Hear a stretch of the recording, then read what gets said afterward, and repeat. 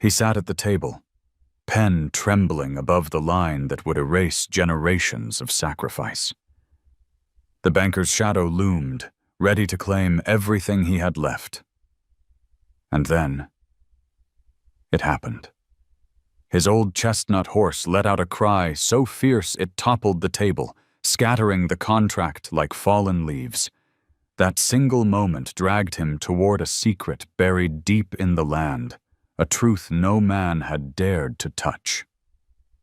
The day began before dawn, as it always had on the Ward farm, but this morning the silence was heavier than usual. Eli Ward rose from his bed long before the first line of sunlight touched the horizon. He dressed slowly, pulling on boots caked with years of dust, boots that once carried him through fields green with promise, now only through acres of barren soil. His joints ached, the kind of ache that didn't come from one day's work, but from decades of carrying burdens too heavy for one man alone. The kitchen smelled faintly of coffee, but even that comfort had grown bitter. On the table, a stack of envelopes lay unopened, their official stamps shouting louder than any words. Overdue, final notice, foreclosure. Eli didn't need to read them anymore. He could feel the weight of debt pressing on his chest with every breath. He sat for a long while, staring out the window, mug cradled in his calloused hands, watching the fields as the dark gave way to gray. Beyond the glass stretched the land his father and grandfather had worked before him. Once it had been alive, rolling with rows of alfalfa, corn that reached toward the sky, and cattle grazing where the grass was thick. Now the earth had split, jagged cracks spreading like veins across the fields. Dust rose with every stir of wind, clinging to fences that leaned tiredly, boards weathered and broken. Where laughter and the sound of labor once filled the air, there was only the faint creak of wood and the low hum of cicadas. Copper stood near the barn, his chestnut coat dulled by dust, yet still catching glimmers of light where the sun touched. He was a strong horse, though his years showed in the gray flecks around his muzzle. Eli had raised him from a colt, taught him the rhythms of plowing, trusted him in storms, and leaned on him in the lonely hours when words failed. This morning Copper lifted his head, meeting Eli's eyes with a steady gaze that seemed almost too knowing. Mary came into the kitchen, tying her shawl around her shoulders. Lines of worry carved deep into her face, though she tried to hide them. She set bread on the table, her movements quiet, careful. "You didn't sleep again," she said softly. Eli shook his head, not trusting his voice. She looked at the envelopes, then at him. "The bank will come soon. You can't ignore it forever." Her words were not harsh, only tired. Eli reached for her hand, rough against rough, and gave it a squeeze. He had no answer that wouldn't wound them both. The first rays of light spilled over the valley, painting the dust in hues of gold that mocked its emptiness. Eli stepped out onto the porch, the screen door groaning on its hinges. He breathed in the dry air, the scent of earth and faint smoke from distant fires. The sky stretched wide, endless, and yet he felt trapped beneath it, like a man locked inside a cage made of horizons. Copper approached, hooves striking the packed ground with slow, measured steps. The horse nudged his shoulder gently, a quiet reminder that life still moved forward even when everything else seemed lost. Eli stroked his mane, fingers lingering in the coarse strands. "We'll keep going, old friend," he whispered, though even he didn't believe it. The low growl of an engine cut through the stillness. Eli stiffened. From the dirt road came a black truck, sleek and polished, a predator against the wounded land. Dust swirled in its wake, rising like smoke from a fire that refused to die. The truck slowed, then stopped near the gate. Dalton climbed out, tall, well-dressed, a smile too sharp to carry warmth. His boots were clean, his vest pressed, his hat tilted with practiced ease. He looked like a man untouched by hardship, a man who fed on the misfortune of others. Tucked beneath his arm was a folder, its edges neat, its weight heavy with promises disguised as mercy. "Morning, Ward," Dalton called, tipping his hat as if they were old friends. His voice carried the false ease of a man already certain of victory. "Thought I'd come by, see if we can't help each other out." Eli said nothing. His jaw tightened as he watched the man stride closer, every step deliberate, confident.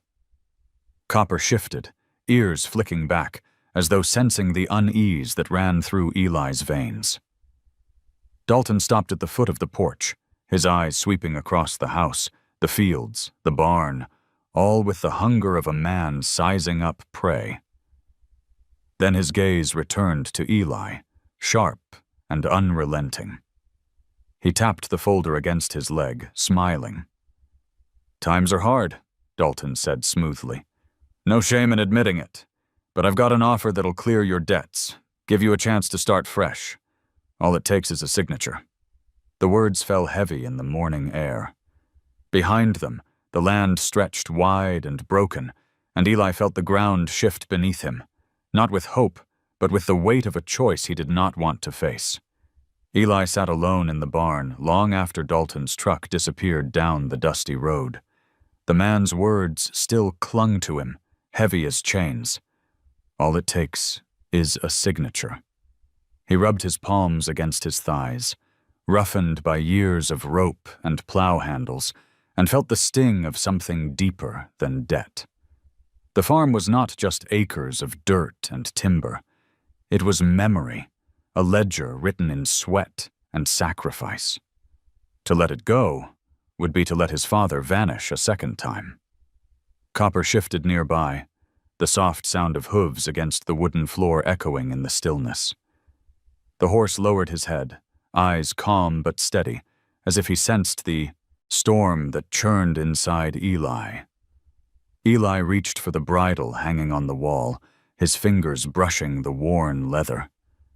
It had been his father's once, passed down the way land, and burdens were passed down in families like theirs. The barn smelled of old hay, leather, and dust, familiar, grounding. Eli closed his eyes, and the silence folded back into memory.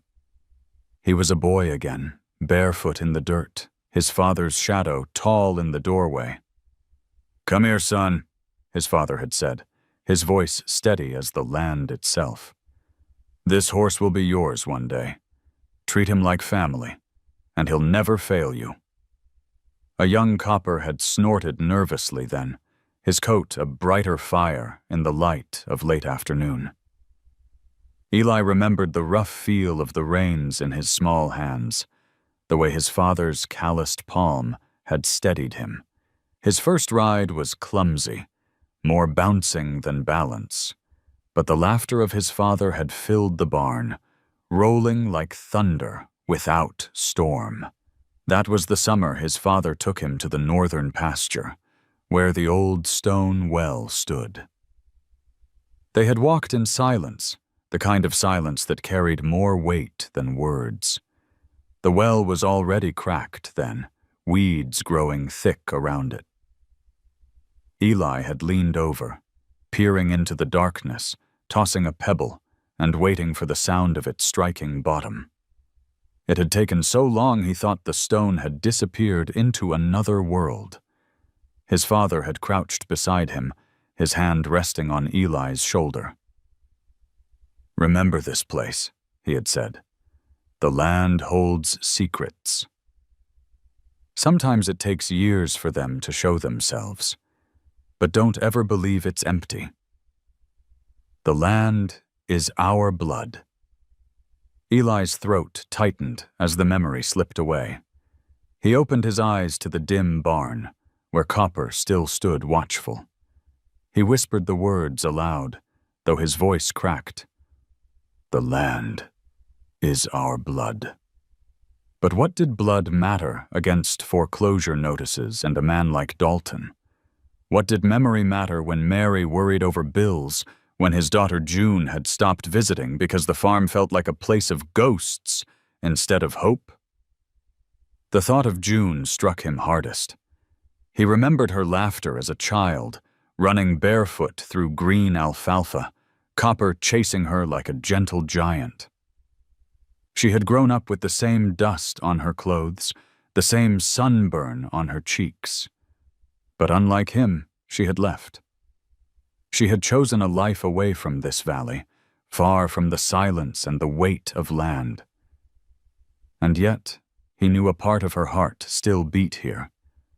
That was why the idea of selling was more than surrender. It was betrayal. Eli rose and stepped outside. The sun had climbed higher, burning against the horizon, the heat pressing down like judgment. He walked past the sagging fences, each post a reminder of work unfinished. In the distance, he could see the ridgeline where he and his father had once hunted quail, where he had first learned to track the rhythm of seasons. Now even the birds were gone. Mary's voice called from the porch. Eli, come inside. It's too hot. He turned, meeting her eyes. She carried strength in her small frame, strength that had held them together through years of drought and disappointment. But her eyes betrayed exhaustion. She wanted relief. Any relief. Even if it meant signing Dalton's papers. Eli knew it, even if she hadn't spoken it aloud. He walked back slowly, Copper following, hooves stirring small clouds of dust. At the porch steps, Eli paused. He wanted to tell her about his father's words, about the promise he had felt as a boy. He wanted to tell her that the land was more than property, that it was memory stitched into the marrow of their bones. But the words tangled in his throat. Instead, he sat beside her and took her hand. The evening came quietly, the sun sinking behind the ridge, painting the sky in fire. Eli stood at the window long after Mary had gone to bed, staring at the fields. In the fading light, he imagined his father walking the rows, lantern in hand, checking the fences the way he used to. For a fleeting moment, Eli thought he saw that lantern glow near the northern pasture, a shimmer of memory, or perhaps something more. He whispered again, softer this time. The land is our blood. Copper's low wicker drifted from the barn, steady and grounding. Eli closed his eyes and let the sound carry him into uneasy sleep. The next morning, Eli lingered in the kitchen long after the sun had climbed. The air was already thick with heat, pressing through the screen door, carrying the smell of dust and faint smoke. Mary moved quietly behind him, pouring coffee, setting bread on the table, her silence heavier than words. The stack of envelopes still lay where he had left them, unopened. He pushed them aside with a rough hand, unwilling to see another threat written in ink. The sound of an engine broke the uneasy stillness. Tires crunched against the gravel drive. Eli's chest tightened before the vehicle even came into view. He didn't need to look to know who it was. Copper's sharp whinny carried from the barn, a sound edged with unease. Eli rose slowly, the wooden chair scraping against the floor. Dalton's black truck came to a stop just beyond the gate. Dust curled around it, sunlight glinting off the polished paint. Dalton climbed out, dressed sharp as always, his hat tilted, his boots clean. His smile came quick, but it was the kind that carried more hunger than warmth. "Morning, Ward," he called, walking toward the porch with the confidence of a man who believed the ground already belonged to him. In his hand was the same folder, the same weight Eli had seen before. Mary stiffened as Dalton tipped his hat in her direction. She turned and slipped into the house, leaving Eli alone on the porch. Dalton climbed the steps and placed the folder on the small table between them. He pulled out a chair and sat without waiting to be asked, brushing dust from his vest, as though the land itself dirtied him. "You've had time to think," Dalton said smoothly, tapping the folder with his finger. "This is the simplest way forward. Sign, and you're free. The bank will be satisfied, your debts cleared. You and your wife can start again someplace new. No shame in letting go, Ward. Times like these, a man has to be practical." Eli didn't move. His hands rested on his knees, fists clenched, eyes fixed on the horizon beyond the fields. Practical. That was the word men like Dalton used when they wanted to strip a man of his past. Practical meant forgetting the sweat of his father, the laughter of his daughter, the pride in every fence post and furrow. Dalton leaned in, lowering his voice. "You hold out much longer, and the bank won't give you choices. They'll take what they want, and you'll be left with nothing. Better to go with dignity, don't you think?" Copper's hooves struck the ground outside, the sound sharp, like a warning. Eli glanced toward the barn and found the horse staring at him, ears pinned back, eyes fixed on Dalton.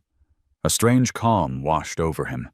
He had always trusted that gaze, trusted the silent language between them. Dalton slid the papers free, unfolding them neatly across the table. The legal words sprawled across the page, cold and final. He pulled a pen from his pocket and placed it carefully on the line where Eli's name belonged. "Just one stroke," Dalton murmured, his smile widening. "One stroke, and the weight lifts. You'll sleep again." Eli's hand trembled as he reached for the pen. His throat felt tight, his breath shallow.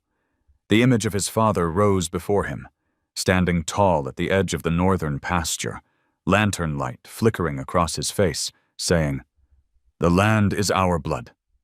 Mary's face flashed next, weary but strong, her eyes silently begging him to find a way forward. And then June, a little girl laughing as Copper chased her through tall grass, her voice high and bright. The pen touched paper, scratching a faint mark just above the line. Dalton leaned closer, eyes gleaming. Then Copper let out a piercing cry, louder than Eli had ever heard. The sound ripped through the air, fierce and commanding. The horse reared against the fence, hooves striking wood with a crack. The table shuddered beneath the force of the sound, and the papers fluttered. The pen slipped from Eli's grip, leaving only a smudge where his name was meant to be. Dalton flinched, his smile breaking into a snarl. "Control that animal," he barked. But Eli couldn't move. His gaze locked on Copper, who pawed the earth with wild urgency, nostrils flaring, eyes blazing with something that was not fear, but insistence. For a moment, Eli felt as though the horse carried the voice of his father, his grandfather, every Ward who had ever laid hand to soil here. Dalton shoved the papers back toward him, anger flashing in his eyes. "Don't let a beast make your choices, Ward. You've got one chance. Take it, or you'll regret it."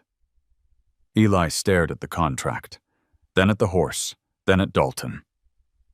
His chest rose and fell, the war inside him raging.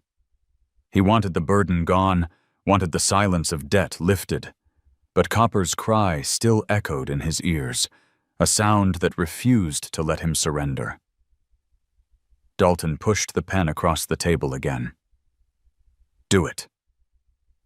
Eli's hand hovered above the page. But before it could fall, Copper slammed his hooves against the fence with a thunder that shook the yard. Dust rose in a cloud, swirling through the porch. The contract lifted in the wind, pages scattering to the ground like leaves torn from a tree. Dalton cursed, lunging for them, but Eli stood slowly, his chair scraping back. He didn't reach for the papers. He didn't move to help. He only stood, staring at the horse whose eyes burned with truth, and felt something shift inside him. For the first time in years, Eli's chest filled with something other than despair. He didn't yet know what it was, defiance, perhaps, or the faint spark of hope. But it was enough to keep him from signing. Dalton gathered the pages with quick, angry motions, stuffing them back into the folder. His jaw was tight, his smile gone. You'll regret this, Ward, he spat, slamming the folder shut. I'll make sure of it. Eli said nothing. He looked once more at Copper, who stood tall and unyielding, and knew the horse had spoken louder than Dalton ever could. The air around the porch still vibrated from Copper's cry, as though the sound had carved itself into the very boards of the house.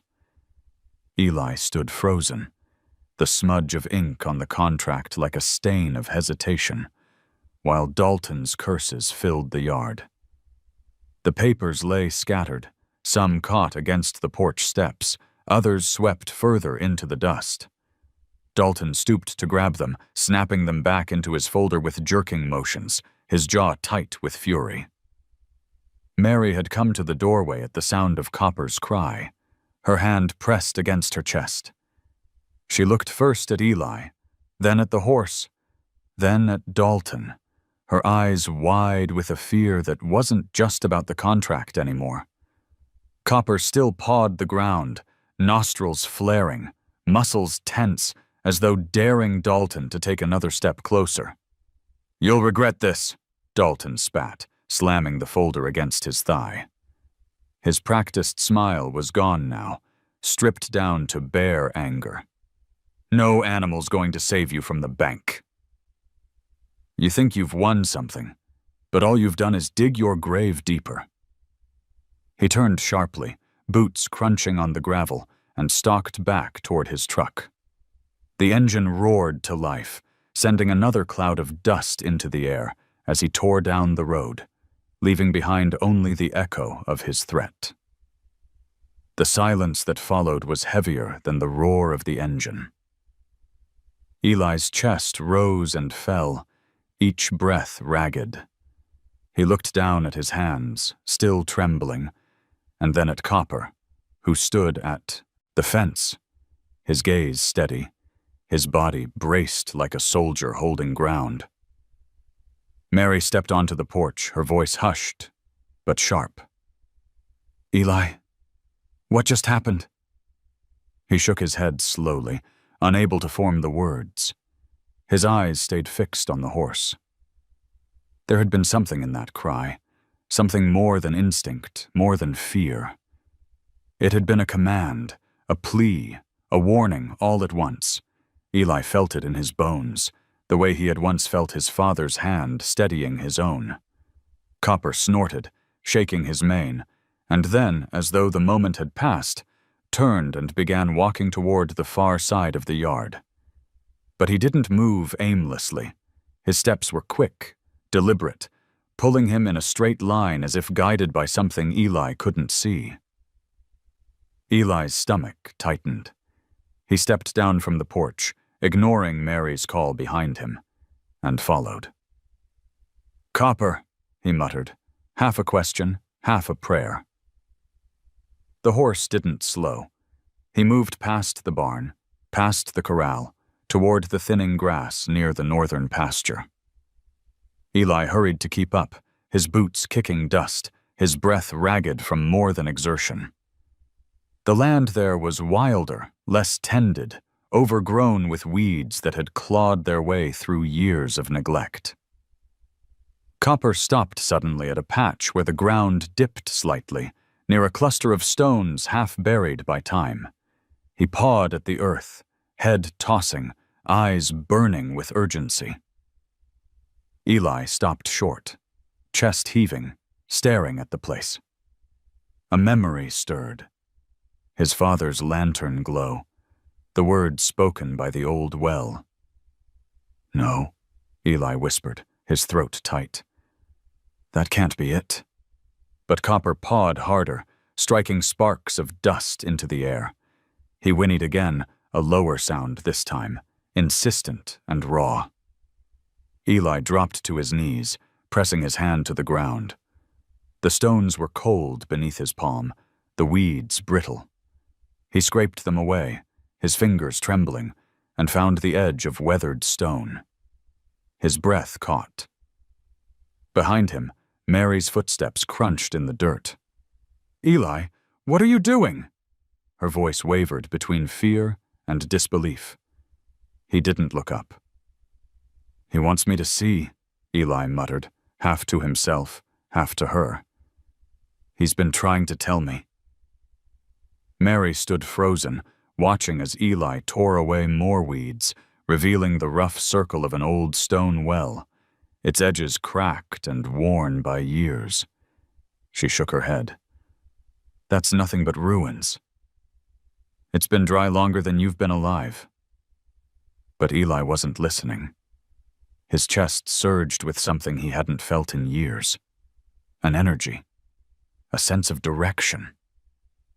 He pressed his ear against the stone, straining for sound, though there was nothing but silence. Still, Copper stood beside him, eyes bright, body tense, as though guarding the secret. Mary stepped closer, her voice pleading now.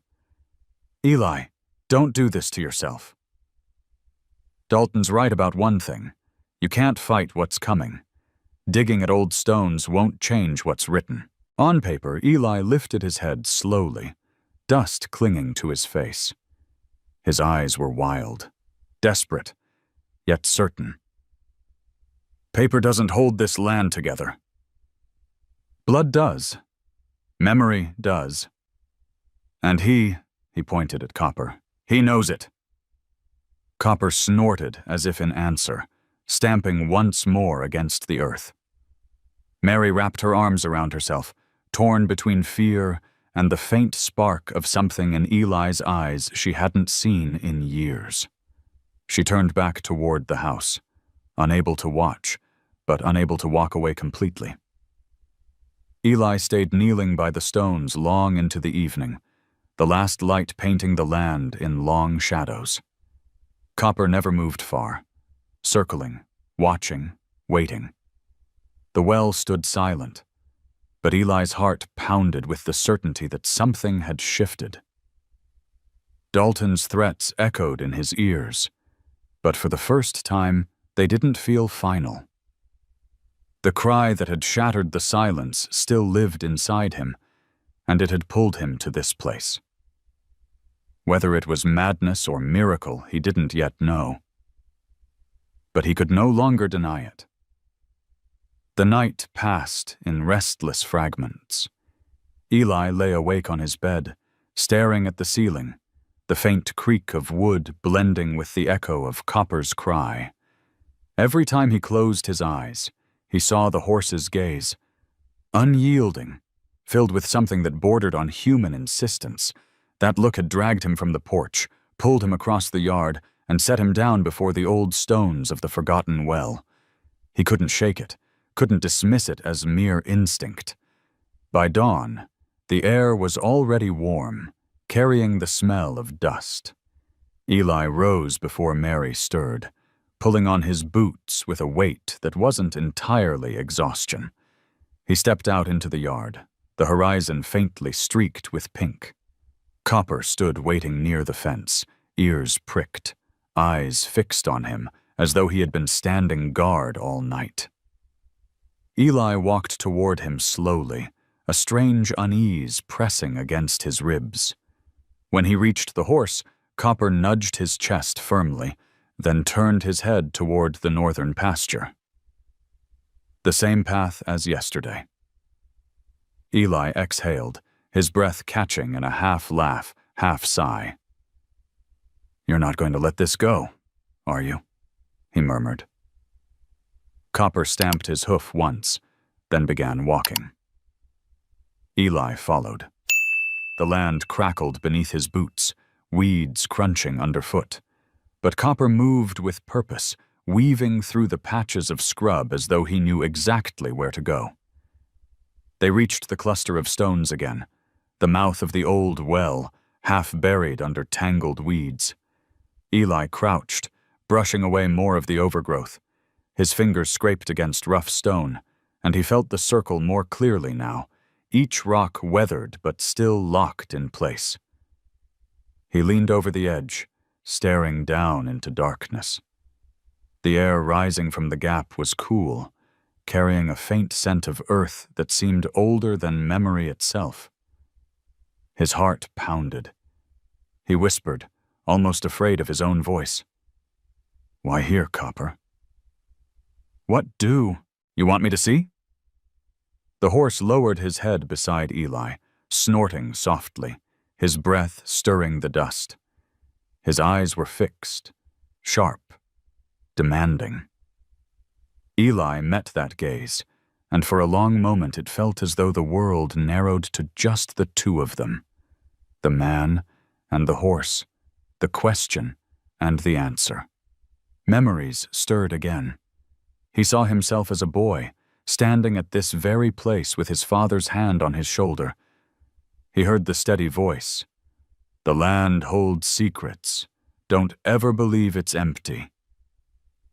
Eli sat back, rubbing a hand across his face. His throat tightened, his chest heavy. "If there's something here," he whispered, "then show me." Copper pawed at the ground beside the stones, striking sparks of dust, his ears twitching as though he heard something Eli could not. The horse's persistence chipped away at the walls of Eli's doubt. He pushed harder at the stones, loosening clumps of soil. One rock shifted, tumbling into the blackness below. The hollow echo stretched long before fading. Mary's voice carried from behind. "Eli?" He turned. She was standing a few paces back, shawl pulled tight around her shoulders. Her eyes flicked from him to Copper to the crumbling well. Fear and weariness mingled in her expression. "You're chasing ghosts," she said softly. "That place hasn't given water in my lifetime." "Your father never fixed it because he knew it was gone." "Why dig up what's dead?" Eli rose slowly, brushing dirt from his hands. "Because he told me to remember," he said. His voice shook, but conviction threaded through it. He knew something. And Copper, he knows too. You saw him yesterday. He pulled me here. Mary's lips pressed into a thin line. "A horse doesn't know secrets, Eli. He just knows you. He feels your fear, your anger, your hope." Don't put words in his eyes, but Eli shook his head. He stepped closer to Copper, resting a hand against his warm neck. "These eyes don't lie. He's showing me something, Mary. I can't explain it, but I can't ignore it either." Mary turned away, arms tight across her chest. "Dalton will be back. You can't fight him with stones and memories." Her words cut deep, but Eli didn't argue. Instead, he lowered himself to the ground again, scraping at the soil, loosening more rocks. His fingernails filled with dirt, his back ached. But he pressed on. Copper stood close, shifting from hoof to hoof, every movement filled with urgency. At last, Eli's hand struck something different. Not stone, but wood, rough, splintered, buried deep. His pulse surged. He clawed away more soil until the edge of a weathered plank emerged. It was the rim of a cover, sunken and hidden beneath years of neglect. He froze, his breath catching. Mary stepped forward, drawn despite herself. Her eyes widened, disbelief warring with recognition. "That's," she whispered. "That's a cover." "But how?" Eli didn't answer. His hands worked faster, clearing dirt, revealing more of the wooden surface. His heart thundered in his chest. The well wasn't just a ruin. It had been sealed. Someone, his father, maybe his grandfather, had hidden it, not abandoned it. He looked up at Copper. The horse's eyes gleamed in the morning light, steady and certain. Eli whispered hoarsely, "You knew. You brought me here." Copper blew out a sharp breath, nudging him with his head, as if urging him to finish what he had started. Mary stood frozen, watching the scene unfold. She didn't speak again, but in her silence was something new. Not belief, not yet, but the beginning of it. Eli pressed his hand flat against the wood, feeling its rough strength. For the first time in years, hope stirred in his chest, not a spark born of desperation, but a flame lit by faith. And it had come from the eyes of a horse that could not lie. The cover of weathered wood stared back at Eli like a secret the land had been keeping all these years. His fingers traced the edges, feeling the grooves carved by time and the weight of soil. He sat back on his heels, breathless, as if the discovery itself had stolen the air from his lungs. Copper stood still, head lowered, eyes steady, a silent sentinel at his side. Mary lingered behind him, her arms wrapped tightly around her body. She shook her head slowly. "Eli, what if it's nothing? What if you're digging up a memory that never meant what you think it did?" Eli didn't answer. He was too deep inside himself now, the whisper of his father's voice echoing with every heartbeat. "Remember this place." His hands trembled as he dug away more soil, clearing the wooden surface until its full circle was revealed. The cover was old, cracked, but still held firm, as though someone had placed it there with intent. Mary stepped closer despite herself, crouching beside him. "Your father never told me about this," she murmured. "He didn't tell me either," Eli admitted, his voice rough. "But he showed me the well, and he told me to remember. Maybe this is why together they cleared the last of the dirt."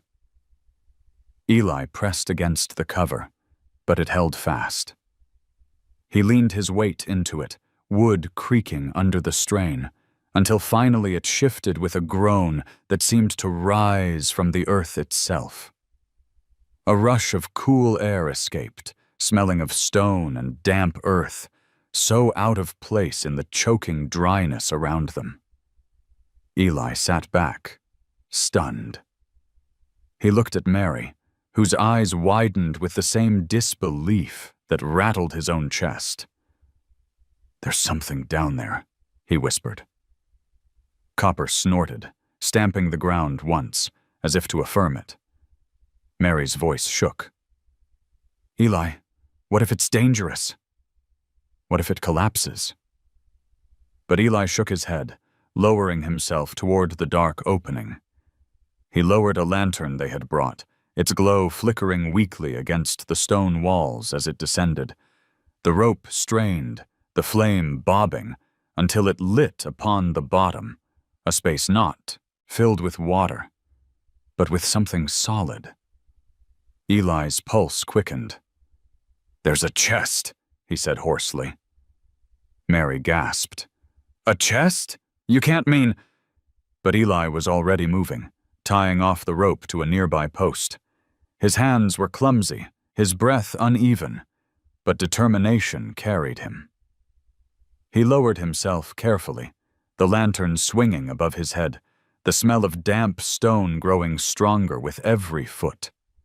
His boots struck solid ground at last, dust swirling around him. The chest was there, tucked against the wall, its wood dark with age, iron hinges rusted but intact. Eli's hands shook as he touched it, the grain rough beneath his fingers. 1,000 thoughts rushed through him. His father's secrets, the years of silence, the debt pressing down on him, Dalton's smirk. He whispered into the shadows, "What did you leave me, Pa?" With effort, he dragged the chest toward the rope. Mary leaned over the opening above, her face pale in the lantern light. "Eli, be careful!" He tied the chest, steadying it as Mary hauled slowly with all the strength she had. The rope groaned, fibers straining, but Copper stepped forward, gripping it in his teeth. With a heave, horse and woman together lifted the chest from the darkness. Eli climbed out after, his chest burning, his arms trembling from the effort. They laid the chest on the ground, the three of them, man, woman, horse, circling it like witnesses to something sacred. Eli knelt, brushing away the last clumps of dirt. The lock was old, rusted nearly through. With one hard strike of a stone, it gave way, snapping open. Mary covered her mouth as Eli lifted the lid. Inside, wrapped in layers of oilcloth, were bundles of papers, edges yellowed with time. He pulled one free, hands unsteady, and unrolled it. His breath caught. "Deeds," he whispered. "Titles. Rights to the land." Mary knelt beside him, eyes scanning the faded ink. This proves your family owned not just the farm, but the water beneath it." Eli swallowed hard, pulling another paper free. At the bottom of the stack was a folded envelope, brittle with age. He broke the seal with trembling fingers and unfolded the letter. The handwriting was his father's. "Son, if you have found this, it means the land has tested you. It will break you down, make you question everything, even your own blood. But the land remembers. It carries more than crops. It carries our name, our fight, our hope. If you ever believe there is nothing left, come here. What you hold now is proof that the land is not lost. But more than that, it is proof that you are not alone. Trust it. Trust the ones who walk beside you. Even the beast knows when man forgets." Eli's vision blurred. The words wavered, but he held them tight, as though letting go would sever the last bond to his father. Tears fell onto the page, staining it darker. Mary placed her hand on his shoulder, silent, her own eyes wet. Copper lowered his head, resting his muzzle against Eli's arm. The weight of it was grounding, steady, warm. Eli turned his face into the coarse hair, sobbing quietly into the creature that had led him here. For a long while, none of them moved. The chest lay open, the letter spread, the papers glowing faintly in the lantern light. The world outside seemed to hold its breath, as though the land itself bore witness. Eli lifted his head at last, wiping his face with the back of his hand. His voice broke, but it carried with a strength he hadn't felt in years. "We're not finished."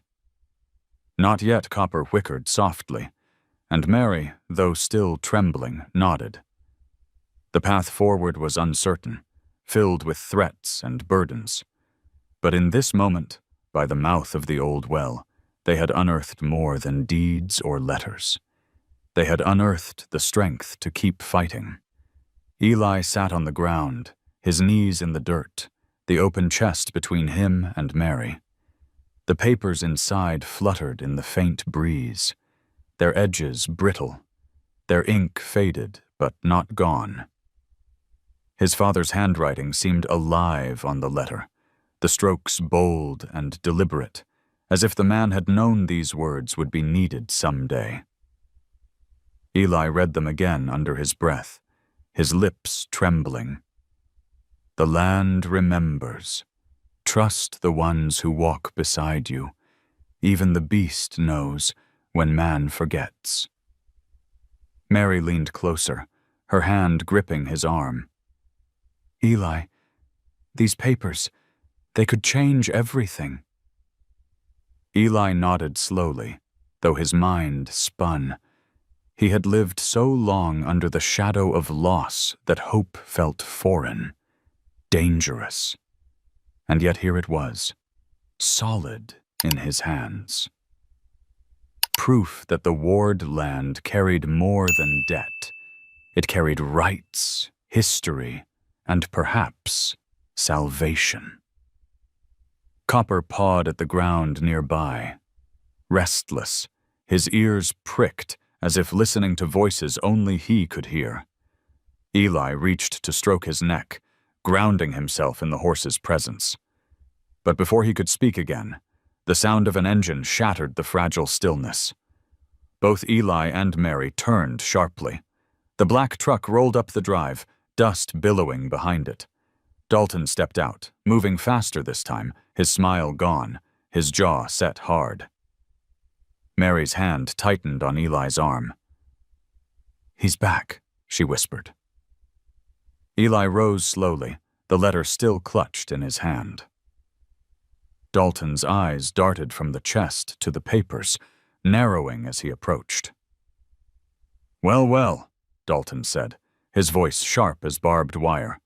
"Looks like you've been playing archaeologist." "What's this? Family treasure? Don't tell me you think a box of old papers is going to save you." Eli's heart pounded, but he held his ground. "These papers prove this land is mine." "More than mine. It's my family's.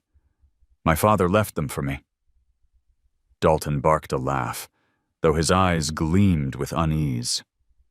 "Do you really think the bank cares about your daddy's bedtime stories? Ink on paper won't pay what you owe. And if those papers were worth anything, why were they buried in the dirt instead of locked in a safe?" Mary stepped forward, her voice sharp. "Because they were meant to be found when the time was right." Dalton shot her a look of disdain, then turned back to Eli. "Give them here." He reached out, hand snapping toward the documents. Before Eli could react, Copper lunged forward, teeth bared, slamming his head against Dalton's chest with a force that sent him stumbling back. Dalton cursed, clutching his side, his face contorting with rage. "You keep that beast away from me!" he snarled. Eli's voice came steady, low, stronger than he felt. "You stay away from this land. You stay away from my family. You've got no claim here." Dalton straightened, brushing dust from his vest, his expression darkening. "You think this changes anything?" "The bank doesn't care about your horse or your father's ghost stories. They'll come knocking, and when they do, I'll be there to collect what's left." He jabbed a finger toward Eli, his voice dropping to a hiss. "Don't test me, Ward. You'll lose more than dirt if you do." Eli tightened his grip on the letter, his knuckles white. "I'd rather lose everything than sign my name to your lies." For a moment, silence hung heavy between them, broken only by Copper's low snort, hot breath steaming in the cooling air. Dalton's eyes flicked to the horse, then back to Eli, a shadow of calculation crossing his face. Without another word, he turned sharply, storming back to his truck. The engine roared, and the vehicle tore down the road, leaving a trail of dust like smoke from a fuse. Mary let out a shaky breath, her shoulders trembling. She looked at Eli, her eyes wide.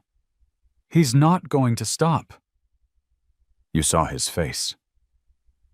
Eli nodded, his jaw clenched. "I know. But neither am I." He looked down at the letter again, tracing his father's handwriting with a finger. The words burned into him, into the marrow of his bones. "The land remembers. Trust the ones who walk beside you. Even the beast knows." Copper pressed his head against Eli's shoulder, the weight of it solid and certain. Eli leaned into the horse, his free hand gripping the coarse mane. "We're not finished," he whispered again, this time with conviction. Mary knelt by the chest, her hands brushing over the documents, her eyes wet but bright. "Then we fight. For the land, for your father, for us." Eli lifted his gaze to the horizon, where the last light of evening painted the fields in fading gold. Dalton's threats echoed in his ears, but so did his father's words, and the strength in Copper's gaze. For the first time in years, Eli felt the stirrings of defiance rise within him, not the brittle kind born of desperation, but the steady fire of a man standing where his blood told him to stand.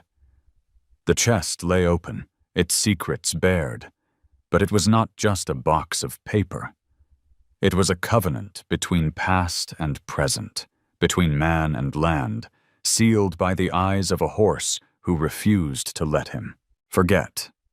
The days after Dalton's outburst carried a strange tension, as though the very air was waiting for something to break. Eli moved through his chores with sharper ears and quicker eyes, aware of every sound beyond the fences. The chest and its contents were hidden safely in the loft, wrapped again in the oilcloth. But Eli felt the weight of it pressing against his thoughts. Proof. His father's words, his father's trust, all bound in those fragile pages. And Dalton knew they existed. That was enough to keep Eli awake at night. Copper paced more often now, circling the fence lines, ears flicking toward the road whenever an engine sounded in the distance. His muscles tensed at shadows, and Eli began to realize the horse was no longer just a companion, but a watchman, restless and vigilant. Mary noticed it too. One evening, as she prepared supper, she set down her knife and turned toward Eli with weary eyes. "He's unsettled. Copper. He doesn't rest the way he used to. He's warning us," Eli said simply. Mary frowned, shaking her head. "Or maybe he's feeding on your fear." "Eli, you've been different since that chest. More desperate, more haunted," Eli wanted to argue, but the truth was tangled in her words. He did feel haunted, by his father's voice, by Dalton's threats, by the fragile hope that flickered whenever he touched the papers. Hope was a dangerous thing. It could lift you higher than you dared, only to break you harder when it failed. That night, as Eli doused the lantern in the barn, he heard it, the crunch of tires on gravel, slow and deliberate. He stiffened, hand gripping the pitchfork like a weapon. The lights of a truck cut across the far field before shutting off. The silence that followed was worse than the engine's growl. Copper snorted, pawing the ground. His body tensed, nostrils flaring as he stared into the darkness. Eli stepped closer, his own breath quickening. He couldn't see anyone, but the feeling of eyes on him was undeniable. "Dalton," he muttered. The shadow withdrew, tires grinding softly as the truck rolled away. Eli stood in the barn doorway long after the sound faded, his hands clammy, his chest tight. They weren't alone anymore. By the next morning, the signs were clearer. A section of the fence had been knocked down, the posts splintered, as though something heavy had driven through deliberately. 2 of the younger calves had wandered out, though Copper had corralled them back before dawn. Eli found fresh boot prints in the dirt near the northern pasture. Mary's face went pale when he showed her. "He's trying to scare us." Eli nodded grimly. "Or worse. He wants me rattled, wants me to feel like this land isn't safe anymore, wants me to break before he has to lift a hand." Mary's eyes glistened. "Then what do we do?" Eli looked past her toward Copper, who stood steady, watching them both. The horse's ears twitched at every sound, his chestnut coat catching the morning light. "We stand." That's what we do. But standing came with its own costs. 2 nights later, Eli woke to Copper's frantic whinny, sharp and urgent. He grabbed his boots, rushing outside to find the horse rearing against the fence, eyes blazing, hooves striking sparks from the wood. Beyond the fence, shadows moved. 2 men, dressed dark, scattering as Copper lunged. They bolted toward a truck parked on the road, laughing as they jumped in, the engine roaring to life. Eli's blood boiled. He chased after them, but Copper was faster. The horse cleared the fence with a furious leap, pounding down the dirt road, his cry ripping through the night. The truck fishtailed, gravel spraying, and sped away into the dark. Copper slowed only when the taillights disappeared, then returned to Eli, sides heaving, eyes still alight with fury. Mary stood on the porch, her shawl pulled tight, her face stricken. "They'll come again," she whispered. "Yes," Eli said, running a hand down Copper's neck. "And so will we." The following days turned into a grim routine. Eli repaired fences by daylight, eyes scanning the ridgeline for dust trails. Copper paced tirelessly, refusing to rest, as if every hour demanded vigilance. Mary moved with caution, her shoulders tight, as though expecting Dalton himself to step through the door. One evening, Hank, the old neighbor, came by with a lantern in hand. His gait was slow, but his eyes were sharp. "Heard noises the other night," Hank said, lowering himself onto the porch step with a grunt. "Not coyotes, not boys playing pranks." That was trouble. Eli nodded, jaw tight. "Dalton's sending his shadows." Hank spat into the dirt, shaking his head. "That man's got no shame. He'll push till you break, but your daddy—" He paused, his eyes narrowing with memory. "Your daddy never broke." "Neither should you," Mary's voice cracked. "But what if it costs us more than land?" Hank looked at her gently, then at Eli. "That's the thing about standing. It always costs, but it's the only way you keep what's worth having." The night stretched long after Hank left, the lantern light fading into darkness. Eli stood beside Copper in the barn, his hand resting against the horse's warm flank. Dalton's shadows would come again. He could feel it in the weight of the air, in the restless tension that gripped the farm. But as Copper lowered his head against Eli's shoulder, breathing steady and strong, Eli whispered into the silence, "Let him come. We'll be ready." The moon hung high over the valley, pale and watchful, casting silver light across the wounded fields. Eli walked alone toward the northern pasture, the chestnut shadow of Copper trailing silently behind him. In his hands he carried the letter his father had left, folded carefully, edges worn from his constant touch. Tonight, he felt the weight of it heavier than ever. Not because of Dalton, not even because of the debt, but because of the choice it demanded of him.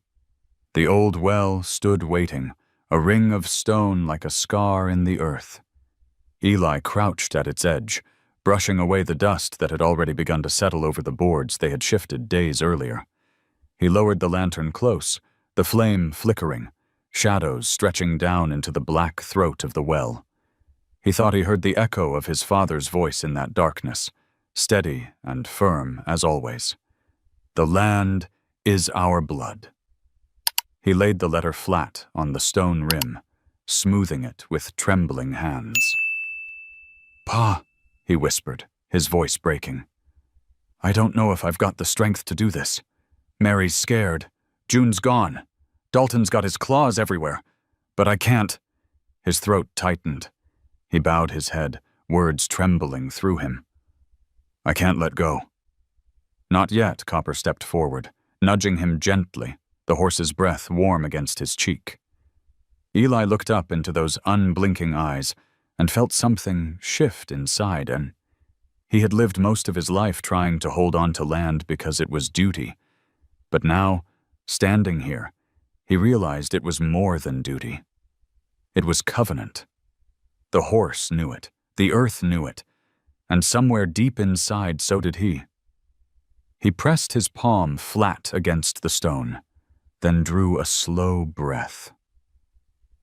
"I swear before this land, before the blood of my father and his father, before him, I will not give it up. I will fight, no matter what it costs. If it takes me down, then I'll fall standing here." The words carried into the night, swallowed by the silence. But Eli felt them root in his chest like seeds planted deep. For the first time, his fear settled into something harder: resolve.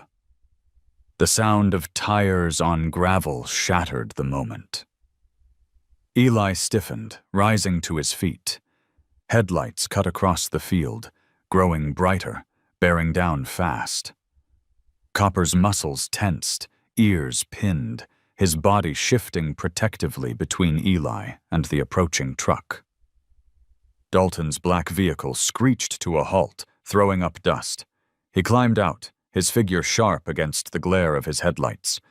Two men followed, broad-shouldered, faces shadowed beneath their hats. Dalton's smile was thin, wolfish. "Ward," he called, his voice carrying across the pasture.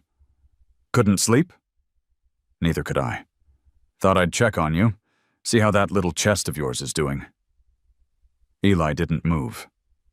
"You've got no claim here." Dalton chuckled darkly. "Maybe not on paper. But I've got ways of making things mine, and paper doesn't stop men like me." He stepped closer, his boots crunching the dry earth. "You think the sheriff's going to save you? Think some old ink and your daddy's bedtime stories are going to keep the bank from taking this place?"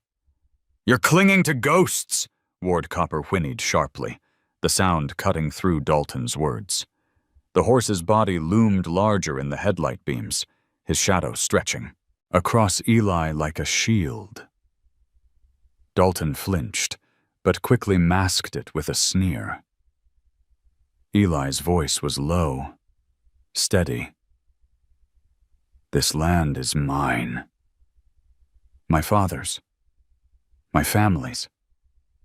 I swore it tonight, and I'll swear it again. You can bring your papers, your men, your threats, but you'll never take it." Dalton's smile faltered, his eyes narrowing. He tilted his head toward the two men, who shifted, stepping forward. Eli's heart pounded, but he didn't back away. Copper pawed the ground, nostrils flaring, a sound like thunder building in his chest. Dalton raised a hand, halting his men.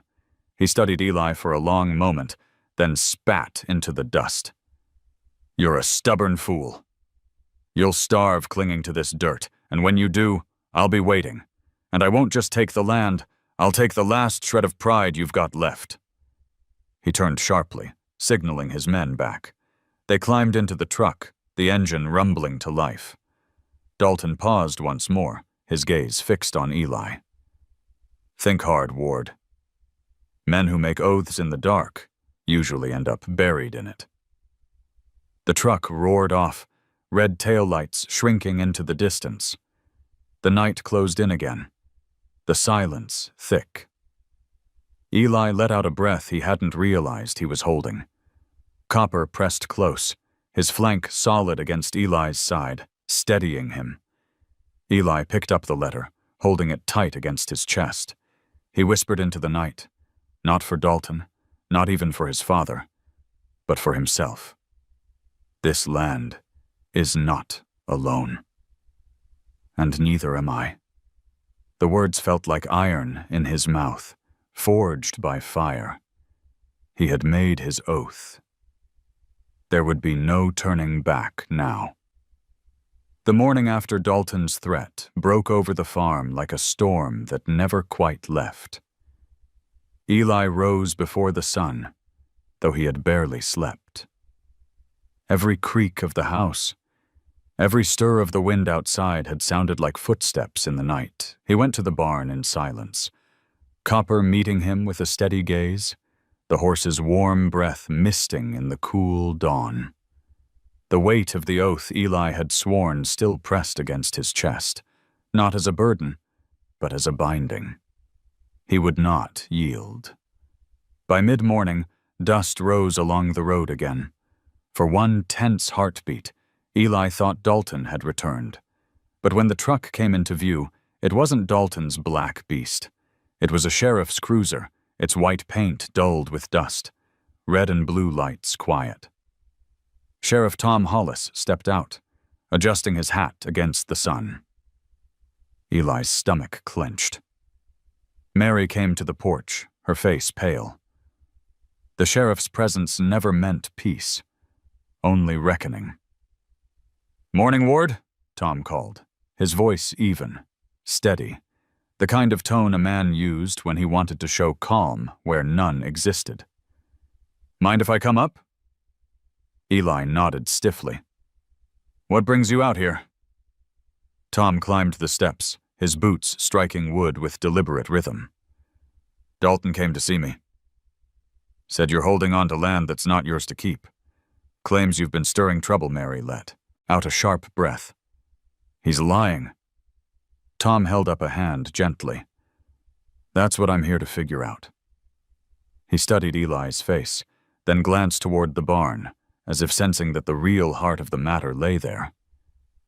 Eli took a slow breath, then motioned for Tom to follow. They walked to the loft, where Eli pulled down the chest, setting it carefully on a bale of hay. Tom's eyes narrowed, lines deepening across his brow as Eli unfolded the deeds and the letter. "These were my father's," Eli said, voice firm but low. "He left them hidden by the old well. I found them only days ago. They prove the land's mine, prove the water rights are too." Tom bent over the papers, his eyes scanning the faded ink. He rubbed a thumb over the seal on one of the deeds, then glanced at the letter. Silence hung heavy as he read, the dust motes swirling in the lantern light. Finally, he straightened, his gaze fixed on Eli. "They look real," Tom said slowly. "Old, but real. Thing is, proving it in court takes more than paper in a chest." Eli bristled. "And what does Dalton have?" "Empty threats? Bought men? You've known my family all your life, Sheriff. You know this land is ours?" Tom's eyes softened, but his voice stayed cautious. "I knew your father, yes. Knew he'd sooner break than bend. And I see the same fire in you. But Dalton's got money, connections, ways of twisting the law till it sings his tune. That's the fight you're staring down, Eli." Before Eli could answer, a voice rasped from the doorway. "He ain't wrong. But he ain't the whole truth either." They turned. Hank, the old neighbor, leaned on his cane, his lantern swinging at his side, though daylight flooded the barn. His eyes, sharp beneath bushy brows, fixed on the chest. "I saw your daddy bury that," Hank said. His voice cracked with age but carried conviction. "Was just a boy myself, but I never forgot." He said, One day, my son'll need this more than he needs air. Eli's throat tightened. And you never spoke of it? Hank shrugged. Wasn't my place.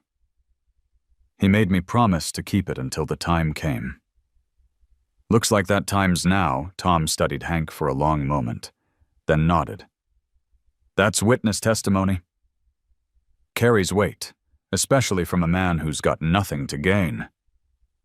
Hank grunted. Only thing I got left to gain is seeing a good man keep what's his. Mary stepped forward, her eyes wet but burning. So what happens now?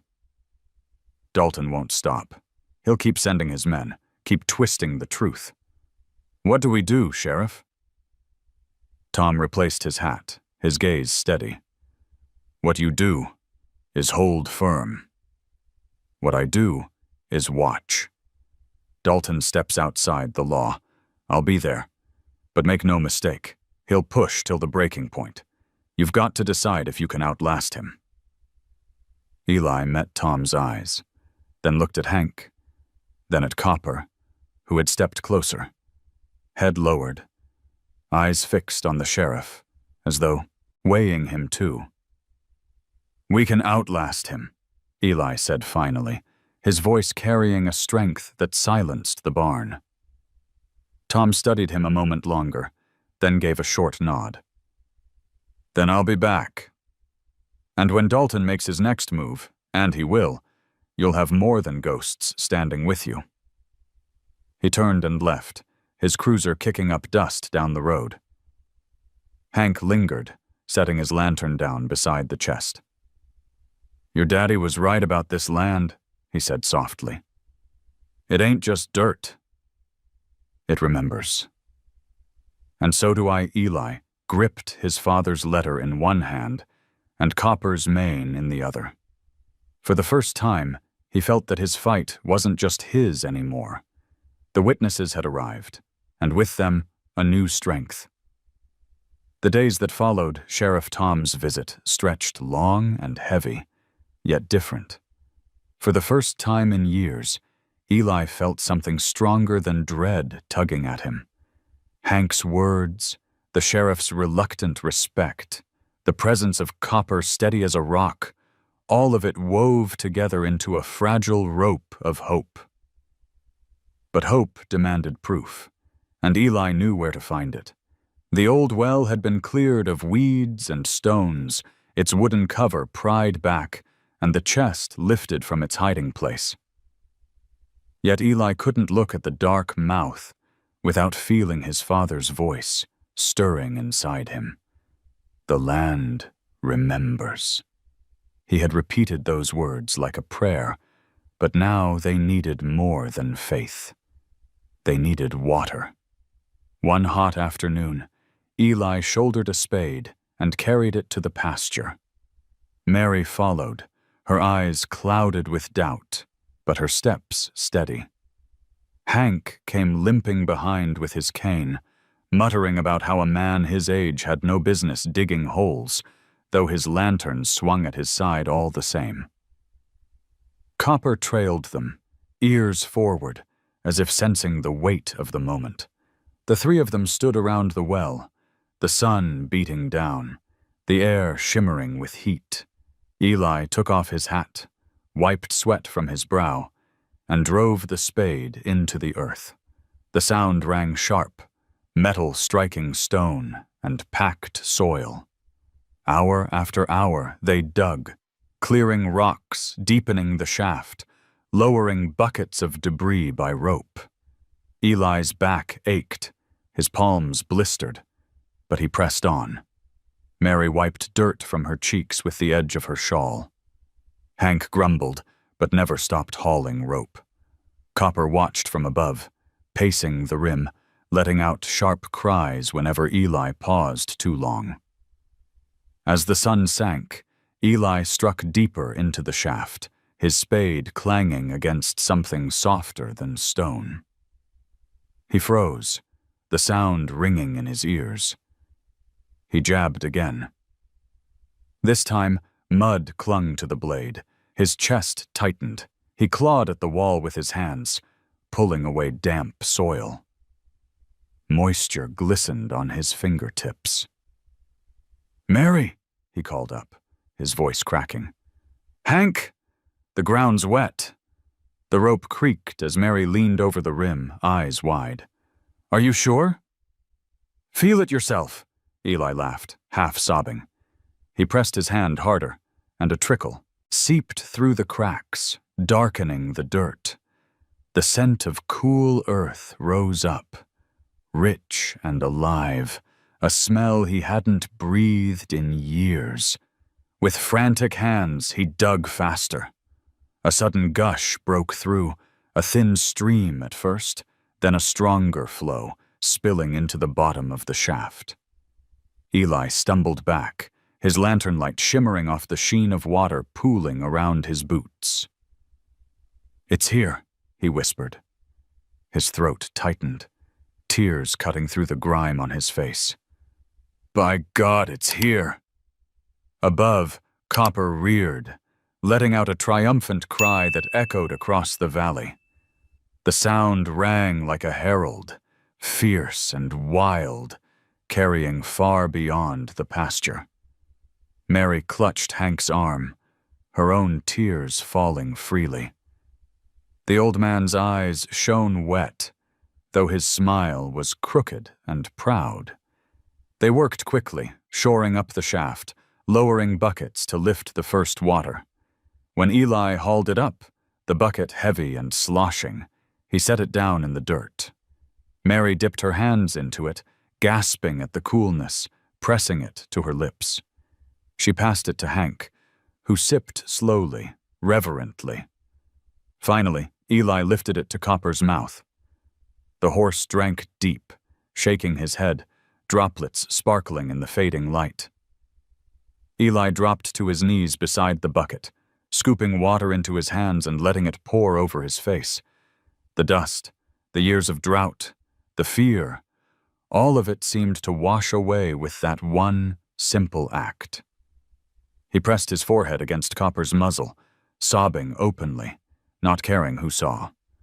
The sun dipped low, painting the horizon in red and gold, but the well glowed with its own light, the reflection of the lanterns shimmering across the surface below.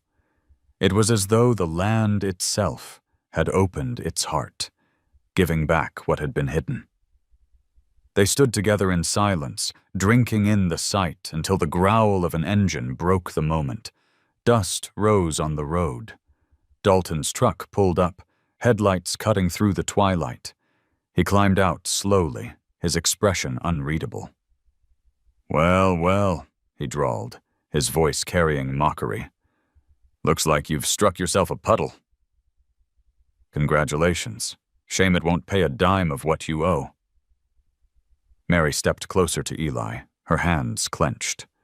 Hank leaned heavy on his cane, but stood tall. Copper lowered his head, ears pinned, muscles rippling under his coat. Eli rose, the bucket at his feet, water dripping into the thirsty earth. He met Dalton's sneer with a gaze steady as stone. "This water is proof.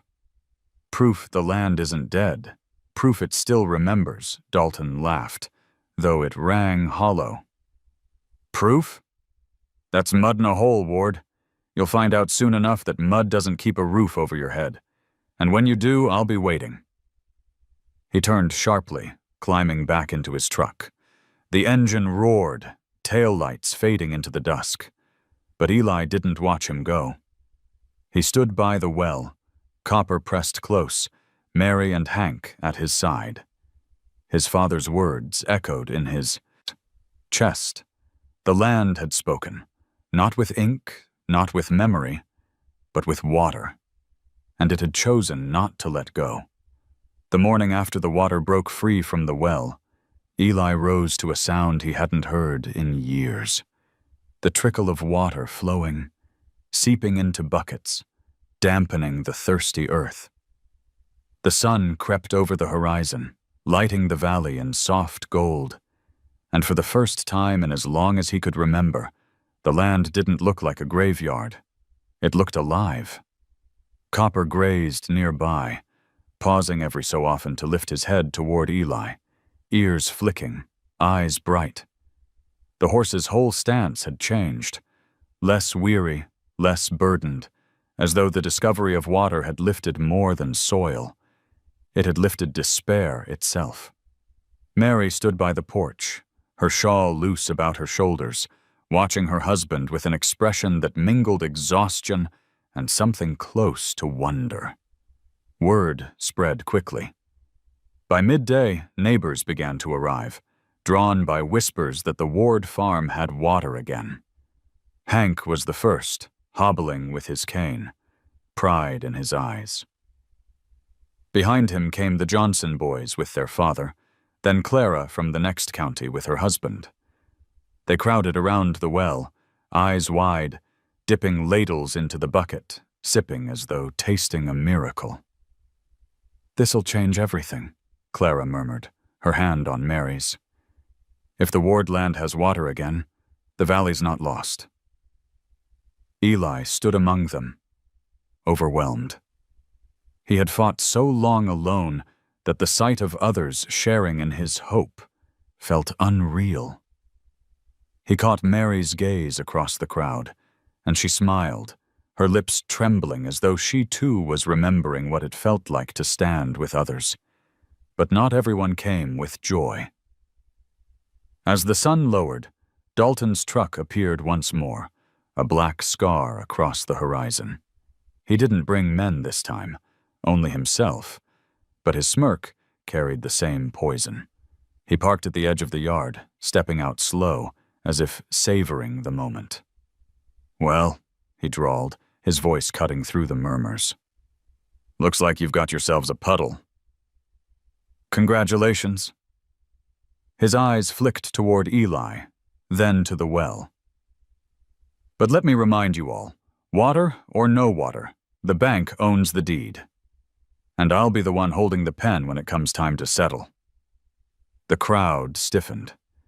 Hank jabbed his cane into the dirt. "You're wrong, Dalton." I saw Eli's daddy bury that chest.